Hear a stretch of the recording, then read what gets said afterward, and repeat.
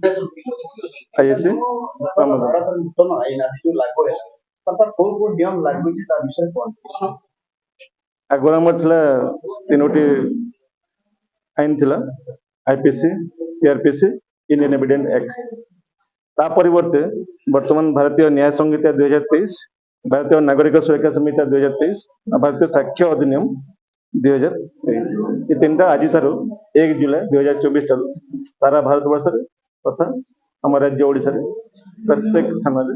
सब जगह लागू होती आज सर आईन जो लागू होले अपराधी मान कमी बोली आपण आशा करते निश्चय कमे यार मेनली प्राधान्य दिया